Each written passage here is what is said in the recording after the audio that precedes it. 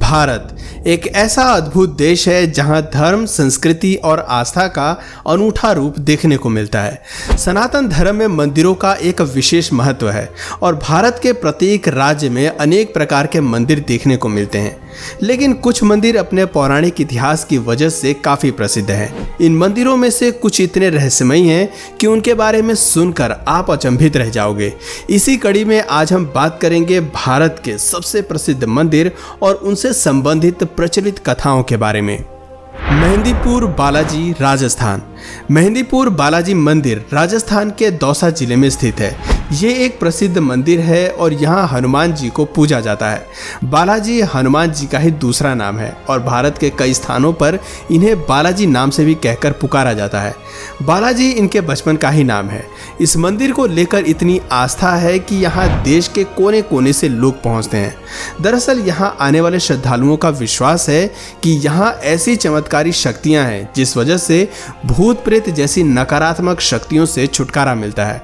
ऐसा माना जाता है कि बालाजी भगवान स्वयं सारी समस्याओं का निवारण करते हैं। भूत प्रेत की बाधा के समाधान के अलावा पागलपन, मिर्गी, टीबी, लकवा और बांझपन जैसे गंभीर रोग भी बालाजी भगवान की कृपा से जल्दी खत्म हो जाते हैं।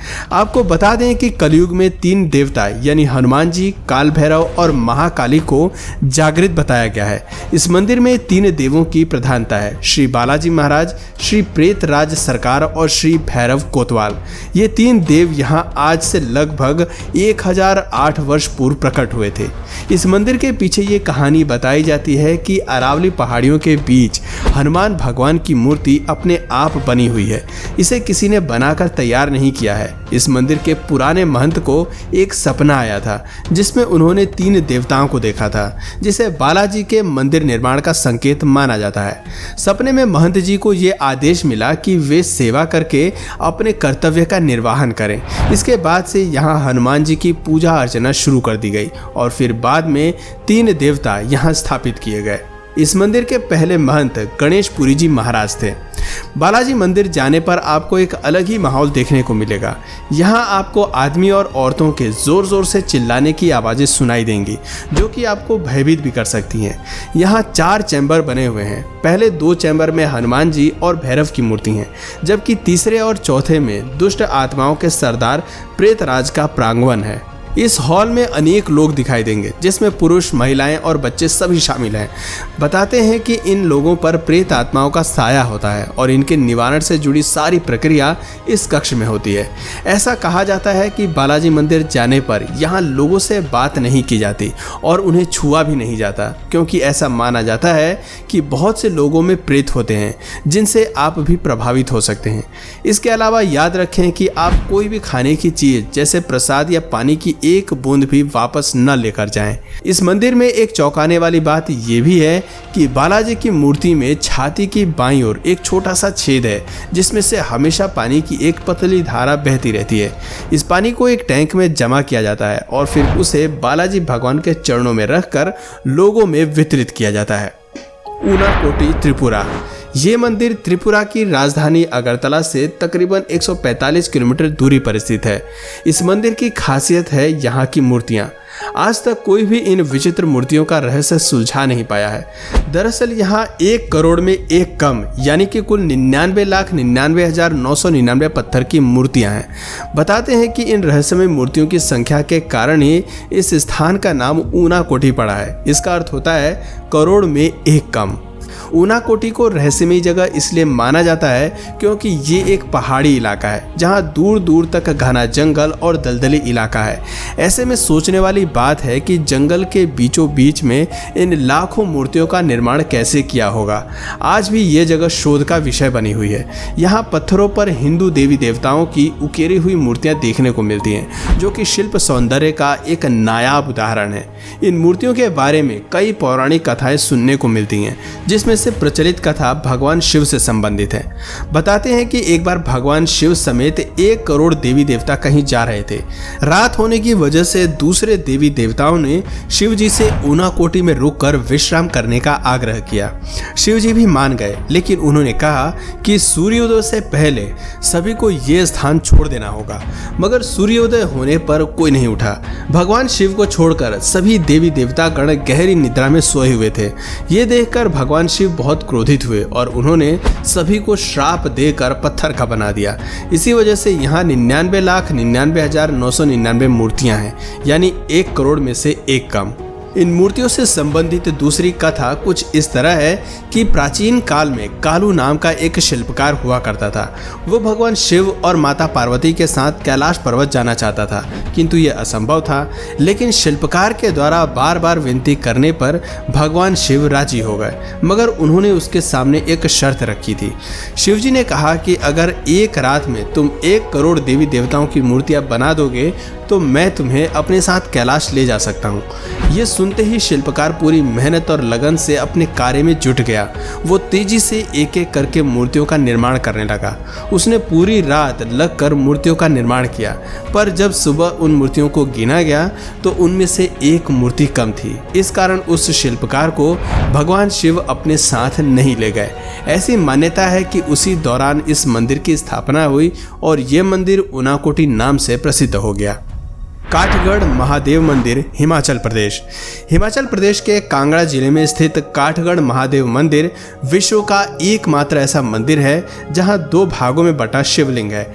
आपने अधिकतर स्थान पर भगवान शिव की पूर्ण प्रतिमा या शिवलिंग की पूजा होते हुए जरूर देखा होगा, लेकिन काठगढ़ महादेव मंदिर में ऐसा नहीं है, क्योंकि यहाँ 2 भागों में बटे शिवलिंग की पूजा होती है। इसे अर्धनारीश्वर शिवलिंग भी कहा जाता है। आश्चर्य की बात है कि इन 2 भागों का आकार भी एक जैसा नहीं है। ये अंतर ग्रहों और नक्षत्रों के परिवर्तित होने के अनुसार ही बदलता रहता है।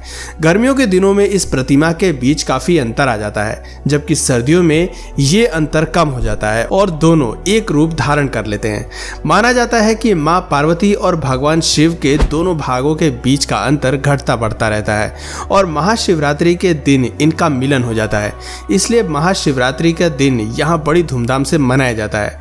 महाशिवरात्रि का दिन इसलिए भी खास माना जाता है क्योंकि इसी दिन भगवान शिव और माता पार्वती का विवाह हुआ था। महाशिवरात्रि पर यहाँ विशाल मेले का आयोजन किया जाता है और काठगढ़ महादेव के इस चमत्कार को देखने के लिए दूर दूर से श्रद्धालु पहुँचते हैं। यहाँ मौजूद शिवलिंग अष्टकोणीय है और काले भूरे रंग का है। शिव रूप में पूजे जाने वाले शिवलिंग की ऊंचाई लगभग 7 से 8 फीट है और पार्वती के रूप में आराध्य का हिस्सा 5 से 6 फुट का है। शिव पुराण के अनुसार ऐसा कहा जाता है कि एक बार ब्रह्मा जी और भगवान विष्णु के बीच अपनी श्रेष्ठता को लेकर भयंकर युद्ध छिड़ गया।